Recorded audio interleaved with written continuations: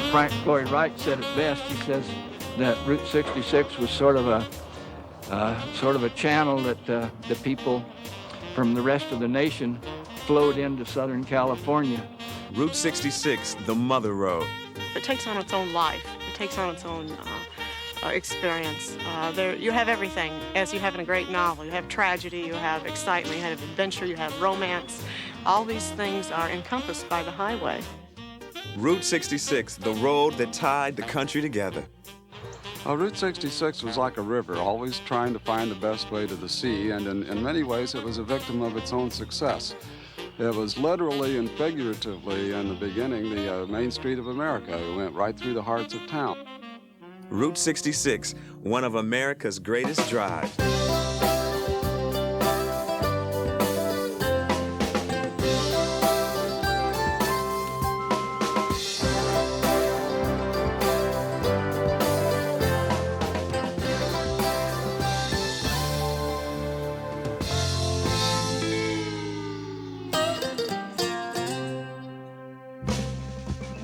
Hollywood, the end of the Mother Road, Route 66. My office at Warner Brothers Studio looks out over Santa Monica Boulevard, the last stretch of the road as it spills out into the ocean 2,400 miles away. What's left of this great highway collides with Chicago, Illinois, the town where I was born. My name is Robert Townsend, and I decided to retrace my lifeline on what's left of Route 66. I went in search of my past, America's past, and a few good places to eat. Care to join me? Good, because this great drive can't wait to get started.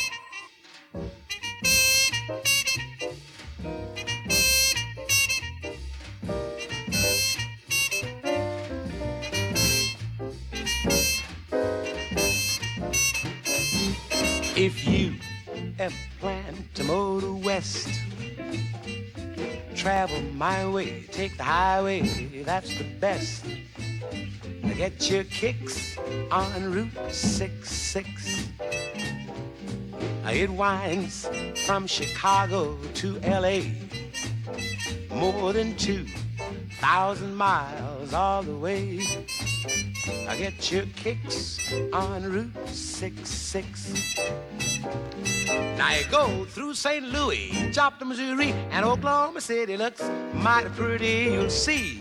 Amarillo, Gallup, New Mexico, Flagstaff, Arizona, don't forget Winona, Kingman, Boston, San Bernardino. Want you get hip to this timely tip when you make that California trip. Get your kicks on Route 66.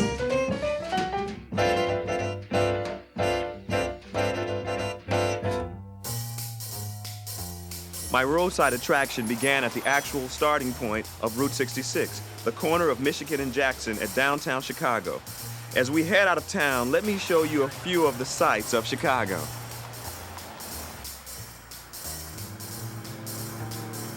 You can see the Art Institute, the Wrigley Building, the Shedd Aquarium, and the Natural History Museum. Well, I don't know about its art, but it sure has got the best hot dogs in town. You ready? This great drive just can't wait to get started.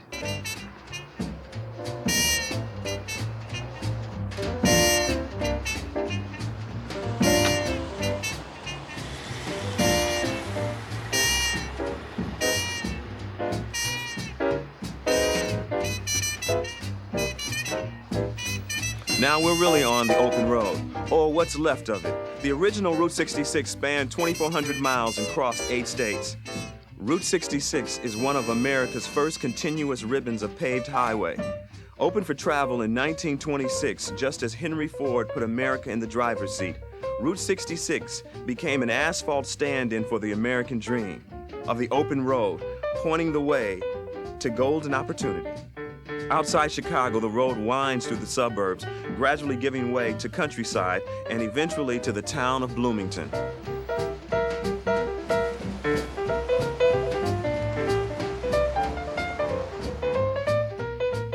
The bugs are free. Margaret. No, thank you. Oh, listen, she won't drink her own lemonade. No. One of our first stops is for a visit with a family that has been in the area since the 1800s, the Funks. Author Susan Funk Kirby is the family's unofficial historian. She's written several children's novels that include her mother-in-law Margaret Kirby's experience as a young girl on Route 66. You've got to tell me the history. Lemonade, Route 66, how does it all work together? It wasn't really a stand. It was just, I just sold lemonade when they had their breaks, man. Who had breaks? I'm just... The man that worked on the road had, when they had a break, why, they came and bought a glass of lemonade. So you were thinking entrepreneurial back then. How old were you? I'm just curious. Oh, probably 10. Interestingly enough, 66 followed the old Chicago Road, which was the trail the drovers took from the early 1800s when they drove their cattle up to Chicago. Okay. So it followed the trail of least resistance. That was called the old Chicago Road. The railroad came through about 1852-53, did the same thing, followed right along there, and you'll find the railroad tracks runs along 66 almost all the way to the West Coast. Could you guys, for me, sing the song, the Route 66 song? Just a line or two. We're awfully short of time. I don't think we better do that. We've got to get to Funk Grove, so why don't we head over there? I got to find somebody to sing the song. Let's get in the Corvette and head out of here. On the way to Funk's Grove, we stopped at the Funk Prairie Home. The Funk family settled in this area in the early 1800s. Then they built their dream house, which still stands today. From the Prairie Home, Susan took me on a now unused stretch of Route 66 that is still intact. This was called Edgewood up here, Okay. a little further up, and there was a roadhouse there, a tavern, a gas station, this dance hall or dance pavilion, and they had big bands would come. They would play in the 20s, and they would play. And one time they had a battle of the bands here, and they would draw big crowds here, and they would pay as much as $500 for a band, which was a pretty good price in the 20s. $500 for a band? That's good now. Yes. Okay, well let's head to the Grove. Okay. Good segue. We're going to the Grove. When I got there, the first thing I noticed was that they spelled syrup with an I. I later found out that that's how you spell syrup that's made without sugar. How long has the family business been here? Commercially, it's been here since 1891. Okay. The family made it for their own use since 1825. How many acres and how far does the Grove reach? It's about 160 acres. Okay, now how many trees, generate all the sap for the product? We're drawing sap from roughly 2,000 to 2,500 trees. We don't have any labor problems. We do it ourselves. A few miles down the road, I hooked up with the first president of the Illinois chapter of the Route 66 Association, Mr. Tom Teague. Tom spent 6 months traveling the route, coast to coast, gathering stories and facts for his book, a book that documents his search for the heart and soul of the Mother Road. Maybe he could give some directions. Why do you think Route 66 was upgraded and changed? Route 66 was like a river, always trying to find the best way to the sea, and in many ways it was a victim of its own success.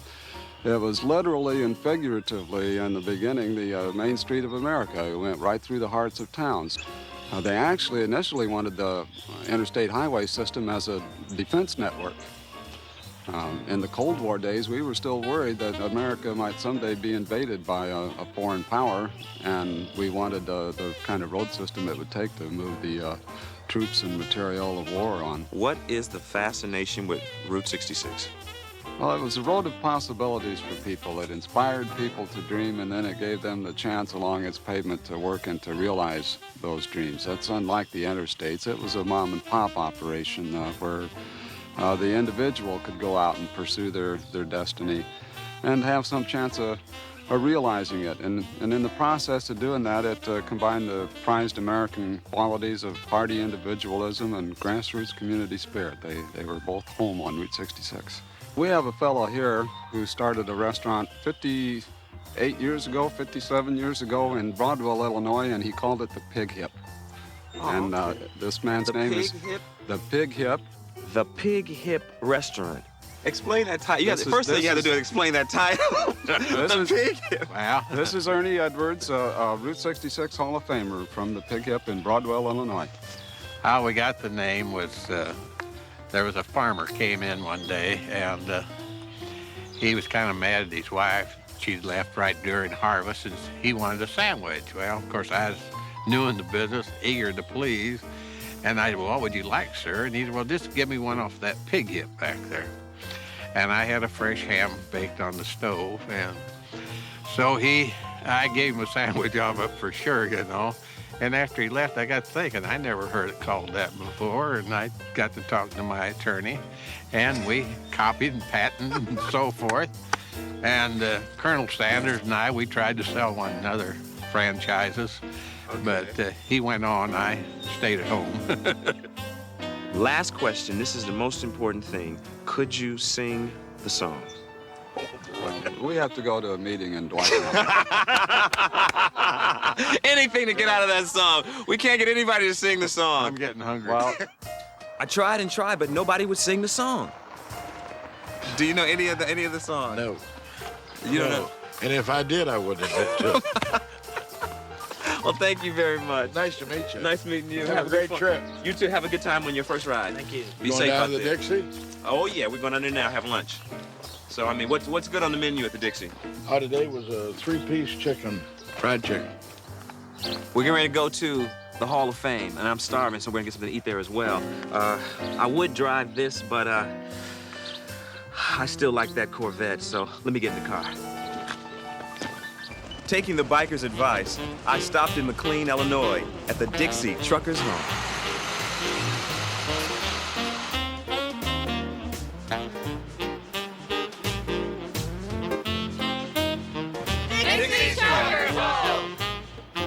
Considered the first truck stop on Route 66, the Dixie has been serving up fried chicken and homemade pies to travelers for over 60 years. The Dixie is also the home of the famous Route 66 Hall of Fame. Once inside, I met a bona fide Hall of Fame member, retired Illinois State Trooper Chester Henry. Speeders have been familiar with him for 27 years. I've heard that you've written a lot of tickets in your time. Now, a lot of people probably know that face from those tickets that have come through here, but the main reason is for safety, wouldn't you say? Exactly. Now tell me all the different types of people that came down Route 66. I mean, did you get musicians? Did you get farmers? I mean, what was it?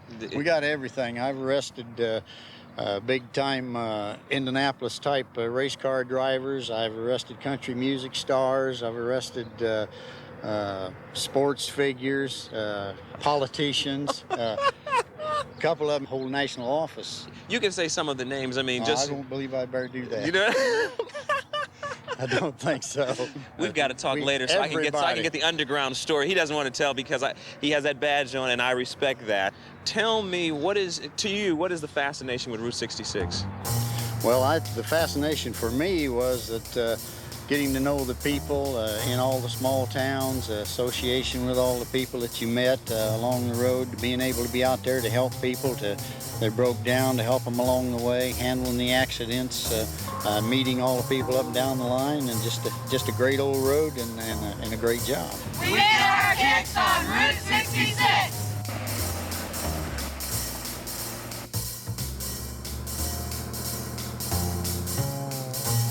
I knew I couldn't leave Illinois without stopping off in Springfield. Springfield is rich in memories of Abraham Lincoln, who lived there for 24 years, from 1837 until he left for Washington in 1861. He practiced law, married, and was buried there. After Springfield, my next stop was St. Louis. Go through St. Louis.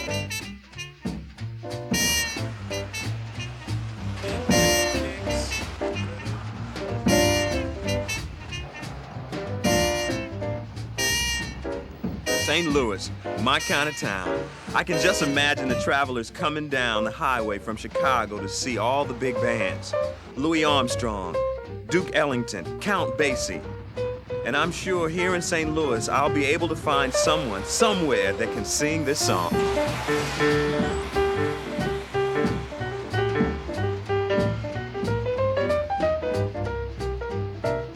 I get your kicks on Route 66. I'm in St. Louis right now. This is a special stop for me because in this town is my grandfather. He's been living here for 70, how many years? 77. 70? So 76. I don't want to get too much. 76 years. I just want you've sent me pictures of different artists that came into town here in St. Louis over the years. One of the spots that Duke Ellington or Count Basie would perform in when they came to St. Louis, where would that have been? Riviera, Club Riviera. Club Riviera? Yeah, that's where most of the great entertainers played. That was in the 40s, and I think it went down in the 50s. Like Nat King Cole, Count Basie, Louis Armstrong, and all your greats. Now, let me ask you a question. What do you think is the mystique of Route 66? I mean, why do people, it's like they made a television show about it. Nat King Cole sang a song about it. I mean, what's... Well, I tell you, Nat King Cole, I think, put 66 on top list because a lot of people didn't know about the stops and things on the highway, see? Could you, because we've been trying to get people all over the country to sing the words to Route 66. And I know you sing. Yeah, you know, because it runs in the family. I sing, he sings, it runs in the family. Could you do just a few bars of Route 66? Let's see if I remember. If you ever motored west, take the highway, take the byway, that's the west. Get your kicks on Route 66. Yeah. This is good. I mean, that's a good start. You see, it runs in the family. You see where it comes from. It runs in the family. Well, thank you. I'll see you later. Okay. Go through St. Louis. You come to St. Louis if you don't stop by Ted Drew's. Tell me your history and Route 66. Well, I was 13 years old when my mom and dad opened this joint, and she said, Ted, we have a new frozen custard stand right on Route 66, and I went, wow. What would you say is the thing about Route 66 that keeps people coming back? I mean, is there one, you know, I mean, as you've talked to people? It's the romance of it or something. I don't know how to explain it, but it's definitely, you know, Nat King Cole popularizing that song didn't hurt. That was a great job on that Route 66 song.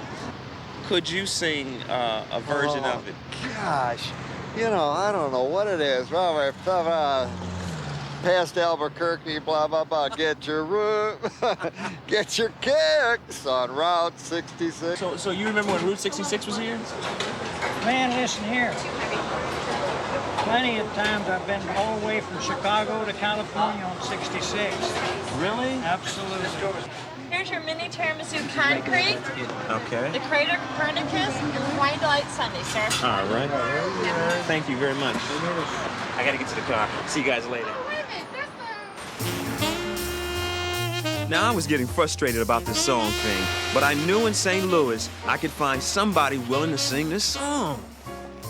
I found a group in St. Louis that's going to do the song Route 66. They're called Meant to Be. If you ever plan to motor west, travel my way, take the highway this way. More than 2,000 miles all the way. Get the kicks on Route 66. Now you go through St. Louis, Joplin, Missouri, and Oklahoma City look mighty pretty. Now don't you forget, why no, came in Boston, Seminole. Won't you get to the time it takes? So to sing,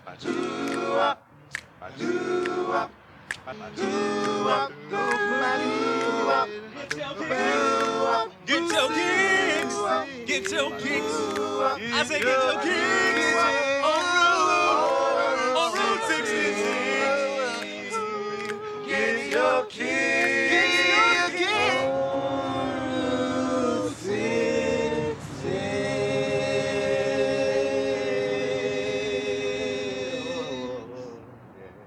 was meant to be. They did an incredible rendition. I got to get back on the road, but keep an eye out for them. Go through St. Louis.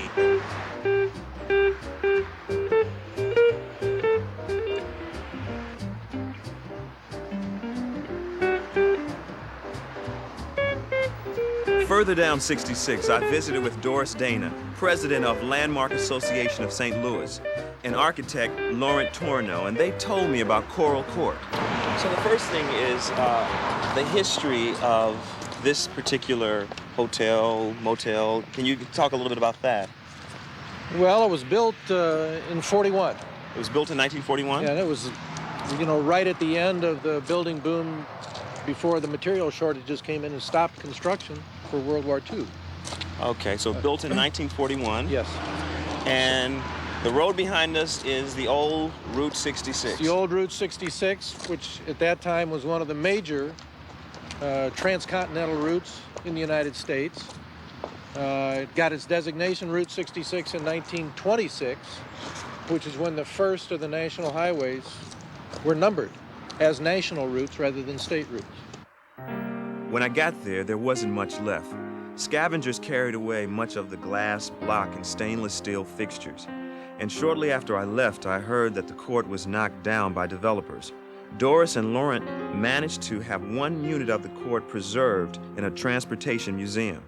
A sad end for what was once a living, breathing Art Deco masterpiece. Yeah. What is the fascination with Route 66? I think for people who lived in St. Louis, it was always the way out to the rest of the world. If you went north, you went to Chicago, and if you went southwest, you were headed for either Merrimack Caverns or the Ozarks. Okay. Or if you were really lucky, Los Angeles. Okay. Old Route 66 through Missouri followed a stage line route established by the government 20 years before the Civil War. And before that, this road followed the Great Osage Trail, an Indian path used to cross the state. Old-timers would probably be amused by Missouri's main attraction these days, the town of Branson, 36 miles south of the old road.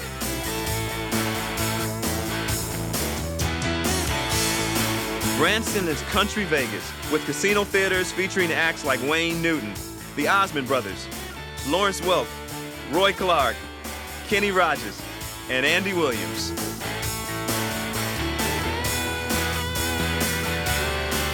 But some people come to the area for a different reason, to check out the natural wonders of the area. Central Missouri is known for its underground geological phenomena, caves for short. I visited Lloyd and Edith Richardson in their very own Crystal Cave, a little-known attraction just off of old Route 66. She remembers exploring the dark cathedral-like chambers by flashlight when she was just a little girl. Lloyd claims that the Crystal Cave is probably the only cave in Missouri that the Jesse James gang didn't hide out in. When was this cave discovered? 1893, it was open to the public. The Mann family come here from England, bought the property, and developed the cave. When they come here, the Osage Indians were living in the cave. A few of them. They call them friendly Indians. They always got along with them. The Indians showed them around in here. That's how we know where the barrels are and so on. The couple purchased the caves from Edith's sister in 1980 as a retirement project. They've never regretted it. How did it get the name Crystal Cave? The cave sparkles when it's dry. When it has moisture on it, it won't sparkle. And you'll see sparkle going through the cave. It looks like diamonds in places. Look at the ceiling. Oh, wow. And these are called soda straws. Soda straw stalactite. They have a hole through the center. Water comes down through the center, and they grow from the inside out. After a few minutes in the cave, I got a little antsy. I wasn't scared. It was just dark in here. Well, we took a look at Crystal Cave. This is just something that was right off of Route 66. I got to get her back in the car, but it was fascinating. But wait for me. Don't leave me in here. Come on, let's get back in the car. I said goodbye to our new friends and to Missouri. And then the hilly countryside gave way to the Great Plains. For a mere 13 great miles of the old road, we traveled through Kansas and then into Oklahoma. Novelist John Steinbeck said it best when he said, 66 is the path of people in flight, refugees from dust and from the shrinking land. Route 66 is a mother road, the road of flight.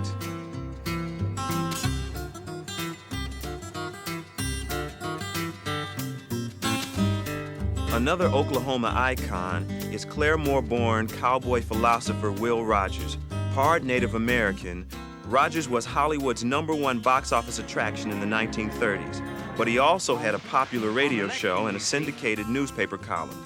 With his constantly twirling lasso and folksy humor, Rogers reminded America that it could still laugh even through the grinding Depression years.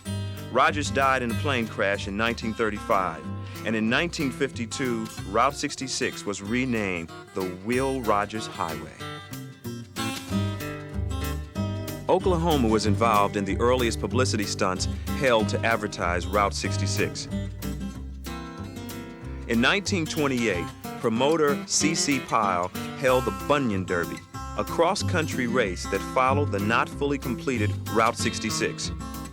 The race, which began in Los Angeles and ended 3 months later in New York, lured 250 contestants from all over the world, with prize monies that totaled $48,000. The race was grueling, with distances run every day averaging 40 to 50 miles. Only 55 men crossed the finish line. The race was a promoter's dream. Maxwell House Coffee sent the world's largest coffee pot to follow the race, providing runners with fresh coffee every day. Spectators crowded the sidelines to watch runners and enjoy the traveling sideshow. The winner was a 21-year-old Oklahoma fella named Andy Payne, who was also a Cherokee Indian. Andy took the $25,000 grand prize money and paid off the mortgage on his daddy's farm. I talked to a relative of Andy's, Jack Payne, on the old courthouse steps in Oklahoma City. Yes, I met him at a young age, and he worked here at the Capitol for many, many years. Real fine man, and he was about like me, liked to joke and have fun. There was a race, so can you tell us about that race?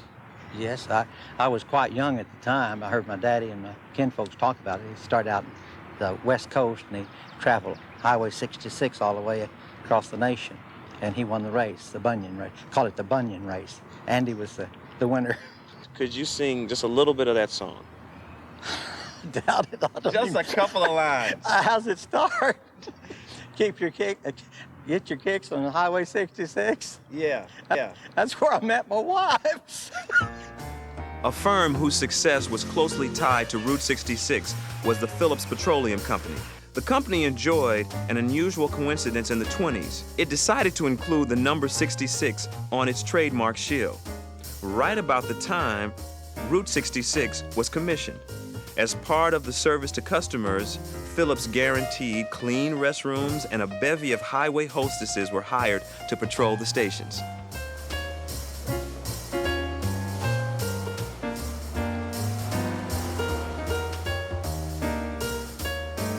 I stopped for lunch at one of the few McDonald's located on the old road. I asked the teenagers who worked there what they knew about Route 66's history. So the fact that this McDonald's is right on Route 66, do you get a lot of people coming in here? Yeah, actually you'd be surprised the kind of people we have that come in here. We have a lot of tourists. We have a lot of people from the neighborhood. Okay. They just pick a day or a night, they call us up, say they come in, they park it out here. We have sort of nice day like this. They have a picnic, we serve them and everything, and it's a major party. I just had to ask. Could you sing the Route 66 theme song? We're right outside Route 66. You gotta know some of the song. Whoa. You're gonna be disappointed in me in this. Do you know the song? I mean, you can't even hum a little bit of it? I don't think I've ever heard it. Thank you. Thank you. I gotta go. Down the road, I checked out the Cowboy Museum and Danny Scott's Route 66 trading post. Danny's always happy to answer questions about the road because he's devoted his entire life to collecting Route 66 memorabilia. Tell me the kind of things that you have in the store. Okay, we've got the authentic reproduction highway signs that are made from the original dies. We got water bags from the original company that made water bags years ago when people used to travel and store water on the front of their cars. We got coffee mugs, shot glasses, bumper stickers, keychains, records, maps, books, posters, postcards, photographs, oil paintings, and purses, So T-shirts, you got a little bit of caps. everything. I see over there some sheet music to Route 66. Yeah. You've got all kind of stuff in this store, Route 66, Route 66. Could you sing the theme song to Route 66? Not with my voice, because I got tonsillitis, and I've had it now, and I've got an infected tonsil right now. I kept driving through small towns that evoke romantic images. Union, El Reno, Arapahoe, Elk City, Sayre, and into Shamrock, Texas, gateway to the Texas Panhandle. The city of Amarillo is fiercely proud of its link to the old road, and 6th Street in downtown is devoted to Route 66 memorabilia. A 150-foot mural spans the street detailing the highway's illustrious history. And just outside of town, a very different kind of art also celebrates the road. The one, the only, the Cadillac Ranch. Created by sculptor Stanley Marsh, the Cadillac Ranch is a tribute to the wonders of the open road. Marsh planted 10 tail-fin model Cadillacs in the ground. Marsh refers to his work as the Stonehenge of America, and he's not too far off. Just west of the ranch is the halfway point of this great drive in Vega, Texas. There I encountered yet another Route 66 roadside attraction, George Rook. When he was 17, George traveled Route 66 for the first time. And like so many people I met along the way, George's road trip led to a wonderful obsession. Today, George has turned his private memorabilia collection into a small museum. His collection includes an authentic 1931 Chevrolet pickup truck, the same kind of truck used by the Okies on their desperate journey to California during the Great Depression. George believes his 22 signs represents the largest private collection available for public viewing. How did the museum here come about? Well, my wife and I have been collectors for like 15 years on signs and different things. And of course, we had put these items together on Route 66. And it was our own collection, and we wanted to actually show it somewhere. And so we just put it out for the public to view. What is the love of the Route 66? What's that ultimate love that everybody's fascinated with it? Well, it's history. It's just American history. You know, so many things happened on Route 66. It was it's the mother road. If you ever plan to motor west, travel my way, take the highway, that's the best. Get your kicks on Route 66. It winds from Chicago to LA, more than 2,000 miles all the way. Sing it, Robin! Sing it, Robin! On Route 66. That's perfect. Thank you. George told me that if I wanted to meet some more characters, that I should take the trip a few miles up the old road to the town of Adrian. In tiny, dusty Adrian, I found a lot of stuff going on. It's Saturday and volunteers are out in full force helping 71-year-old Bob Harris restore his bent door cafe. Tell me about your dream. Well, we moved here in '37, and I used to work for the man that had a station here, and so I went to the Navy, and I was in World War II for 3 years, and an aircraft carrier, and then I came back here, and I put out a wheat crop and just made a bumper wheat crop. My folks didn't like to farm, and I made $40,000, which back in the 40s was quite a bit for me. And Manuel here, he burned out. There was a cafe and station here, and he burnt down. And so I had that money, and he didn't have money to rebuild, so I came and bought the location.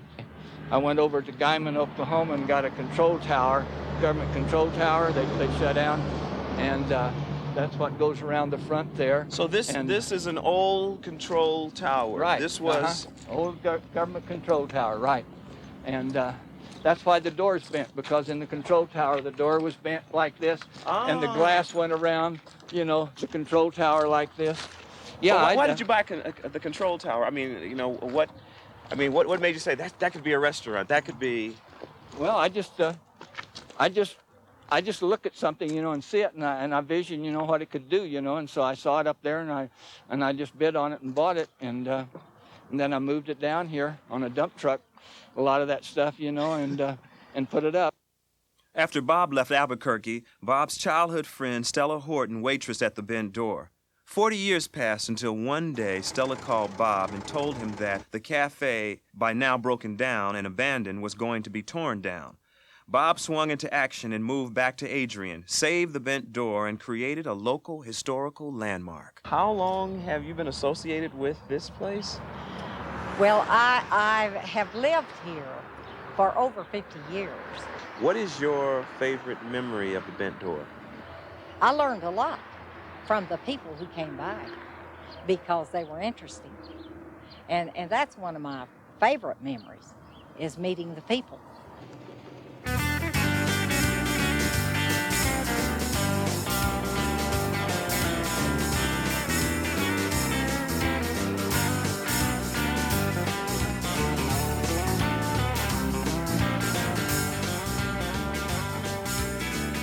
Outside of Adrian, the landscape along the road begins to change.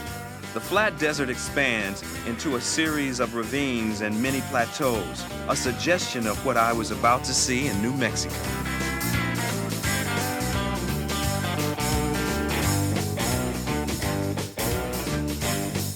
A trip across New Mexico is a trip into the heart of the West and its Spanish and Native American roots. In Albuquerque, I had to stop to get ice cream, and it was the best ice cream I had since St. Louis.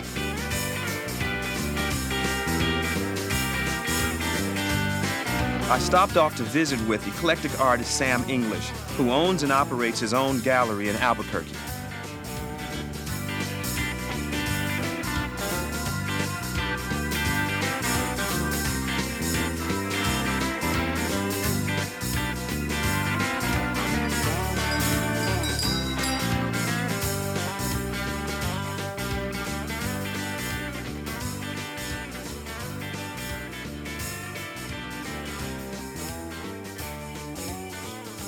What are your earliest memories of Route 66?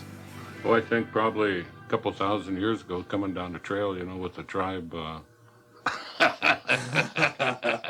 What tribe are you from? I'm a Chippewa, Ojibwe, Anishinaabe, from North Dakota, and my father's from Minnesota.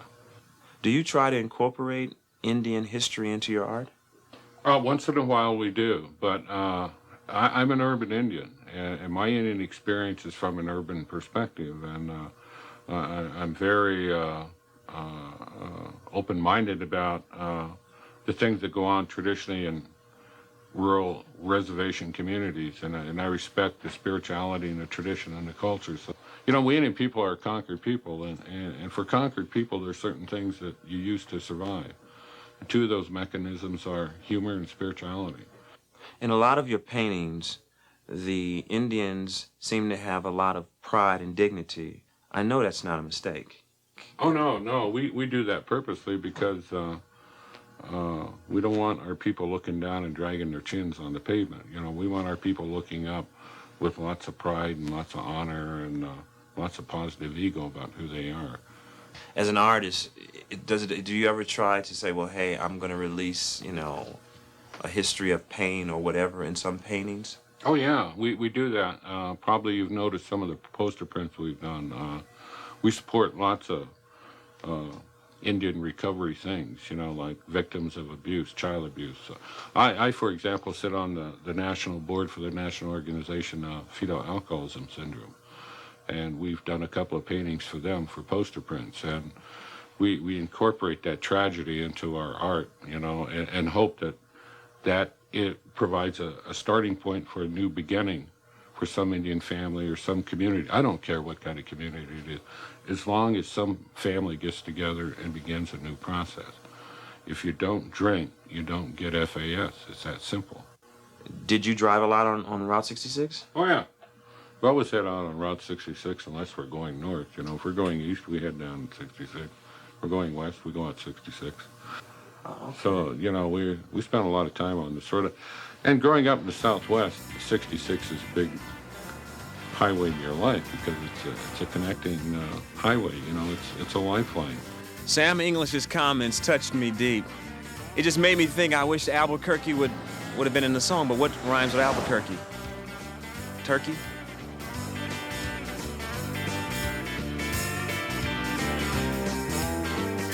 I couldn't resist. On my way out of town, I took an early morning detour and hooked up with Chris Brayton, an 18-year-old hot air balloon pilot. His father owns and operates Brayton's Balloons Aloft, and Chris has been flying since he was 6.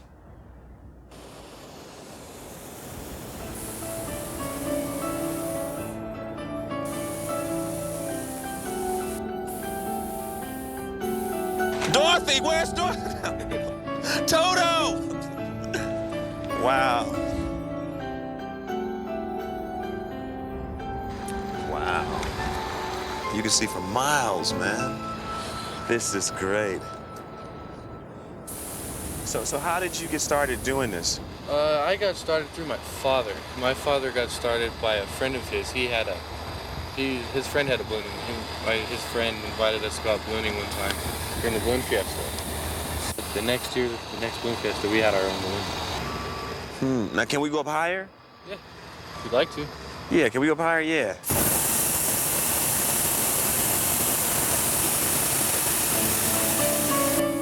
The hot desert air is perfectly calm first thing in the morning, and the view, well, you decide. Now, about how high up are we right now? Right now, we are about 549 feet above ground level. And how high can we go up? We can go anywhere to 10,000 to 14,000 feet above ground level. So you fly every day?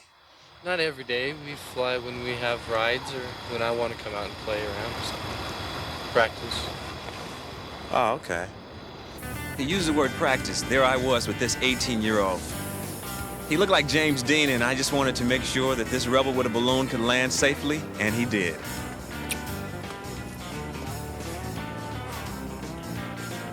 Back on solid ground again, I crossed the Continental Divide and continued west into Arizona, where many long stretches of Route 66 can still be found.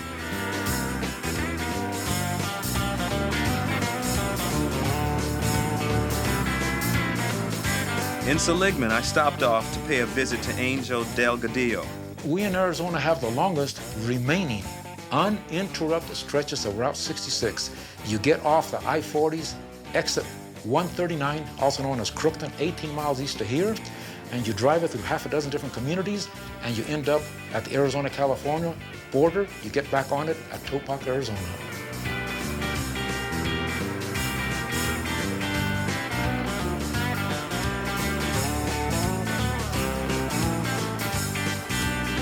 My father was a self-taught barber. He built his own building, which happened to be 50 by 30, and he became a self-taught barber.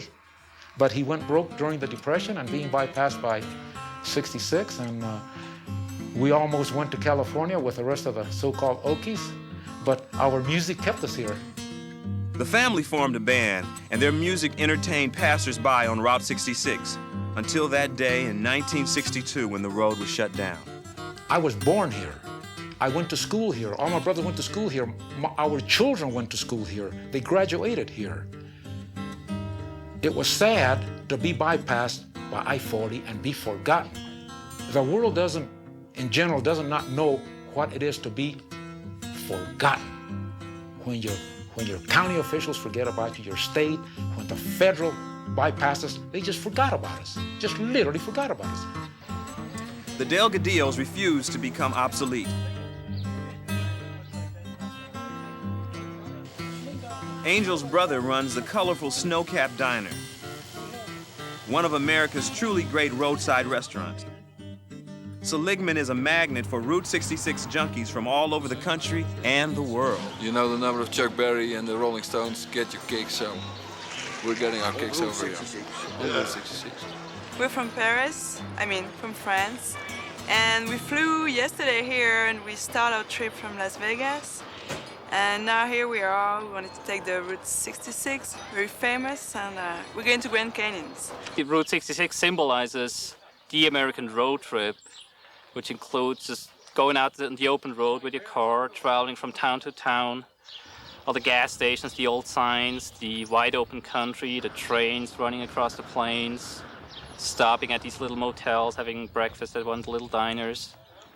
And everything just kind of comes together on Route 66. It's like the original road trip. Hold it in bus off the Route 66. I guess it's just people are looking for yesterday, principally America of yesterday. In Seligman, Seligman still looks like it did back then. So when they come to Seligman, you might say they come to America, the real America of how it was in black and white television. On a remote stretch of the original road in Arizona's western desert, I came upon the Route 66 Visitor Center, run by the guru of Route 66, Mr. Bob Wallmeyer. I want to talk about your home here, this visitor center. How long has it been here, and when did you come up with this idea? The place was built in '34, and this place was built to cater to the 66 traffic on the newly opened alignment right here, which was built in the early '30s. How did you find this? You know what I mean? So that, because everybody else I said, you know, tell me the history, but how did you find it? I've been a traveling artist most of my adult life. I traveled the interstate starting out in the early '70s and frequently had them all to myself. Over the years, as the population explosion continued and traffic increased, it became increasingly difficult for me to keep up as I aged, as my vehicles aged. And finally, I realized I was going to have to get in the routine of taking frontage roads as a rule and only using the interstates when I had to. And I was on a stretch of Route 66 when I made this decision. And I knew it was Route 66. I was on my way back to Illinois from the southwest, and the light bulb lit. I should make a map of old Route 66. And since then, I've become rather intimately involved as an artist with Route 66. What kinds of people have you met, have you corresponded with, that have dealt with and talked about Route 66?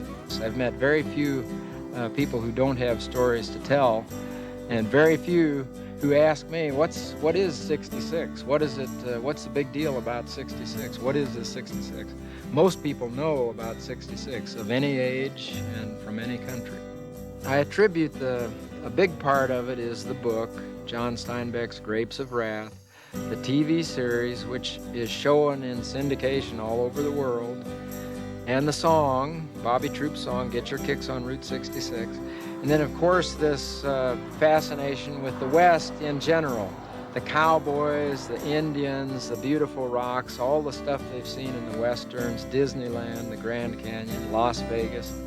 And again, just this experience that they can't experience in a crowded country of driving all day long and still with miles to go at the end of the day. The song. Can we do a duet? Okay, we can do. Keep me in tune. I'll snap. If you ever plan to motor west, take the highway, take my way, that's the best.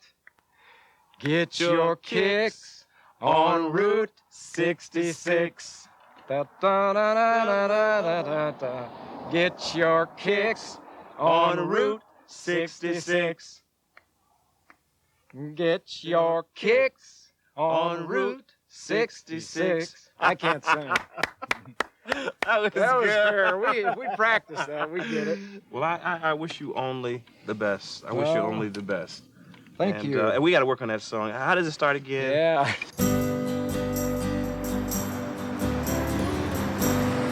In its mining heyday, Oakman was a real boomtown.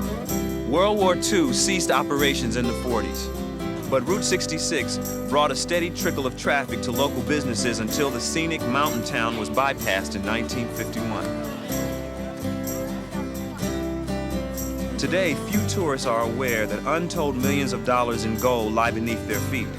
They come to catch a glimpse of the old Wild West and to horse around with the wild burros left behind by yesterday's fortune seekers. We hit the California side of the Colorado River, passing through towns like Needles, Baghdad, Barstow, through Victorville, through the Cajon Pass, through San Bernardino, and into the LA Basin. Finally, a few miles down the road, the end of the road, the Santa Monica Pier and the Pacific Ocean. But after 2,400 miles and a lot of fast food, I still was unsatisfied. It was that song, I couldn't let it rest. So I decided to go for it and take a real detour. There was one man I had to see, the main man of Route 66, the author of Get Your Kicks on Route 66, 76-year-old Mr. Bobby Troup. Did you have any idea that this song would be an international anthem? I had not one iota of an idea that it would be that big. I thought I was writing about a trip west on a roadway. I didn't realize I was writing about a legend. When you took that initial trek on Route 66, what inspired you to write the song? My wife then, Cynthia, said, Bobby, why don't you write a song about Route 40? And I said, well, Cynthia, it'd be kind of foolish because we're going to hit Route 66 right outside Chicago and take that all the way in. And she was always very hesitant about making suggestions. But about 3 days later, she reached over and said, Get Your Kicks on Route 66. I said, oh, what a marvelous title. Wow. And I wrote half the song in the car. If you ever plan to motor west, travel my way. So I got to Los Angeles. And Nat King Cole, whom I think is one of the most influential jazz pianists in the world. I just admired him so much. And I got an introduction to him, and he was playing at the old Trocadero restaurant. He had a room called the King Cole Room. So I said, God, what am I going to do here? I'm with Nat King Cole. I'm going to do something. I said, Nat, I wrote half a song in the car coming out here, and I think maybe you might like it. And I'd never even played it on the piano before. And I did Route 66, and he liked it. And he said, Bobby, he said, finish that song, give me Baby, Baby all the time, and I'll record both of them. And on the strength of that, I went out and I bought a house. So, ladies and gentlemen, we've had different people try to sing the song, and now we're here with Mr. Bobby Troup, who created the song. And so he's going to play it for us right now. If you ever plan to go west, travel my way, take the highway, that's the best. Get your kicks on Route 66. Get your kicks on Route 66. Get your kicks on Route 66.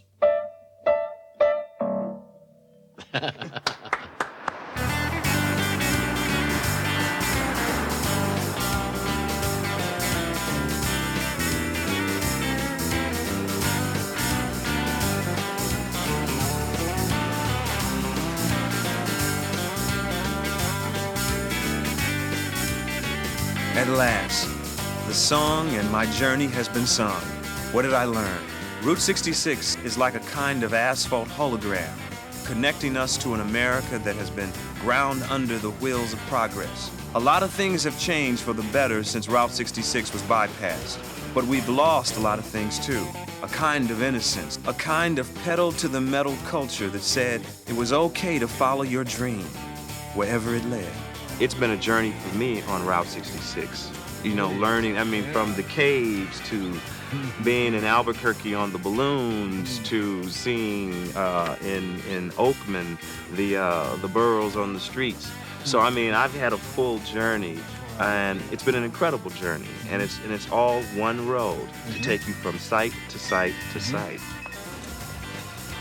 The Mother Road nurtured a lot of those dreams. And I feel lucky that so many people decided to share those dreams with me. Could you all sing the theme song to Route 66? I didn't even know there was a theme song. If you ever plan to motor west, could you sing a couple of bars of that song? Travel my way, take the highway, that's the best. Get your kicks I'm afraid I on can't. Route 66. It winds from Chicago. Get your kicks on Route 66. That's all you know of the song. At the Sam English Studio Gallery in Albuquerque, New York. That sounds like a commercial. Wait a minute, that's a commercial. we gotta go. Thanks. Now you Thanks. go through St. Louis, Joplin, Missouri, and Oklahoma City looks mighty pretty, you'll see. Amarillo, Gallup, New Mexico, Flagstaff, Arizona, don't forget Winona, Kingman, Boston, San Bernardino. Want you get hip to this timely tip when you make that California trip. I get your kicks on Route 66. I say get your kicks on Route 66. Get your kicks.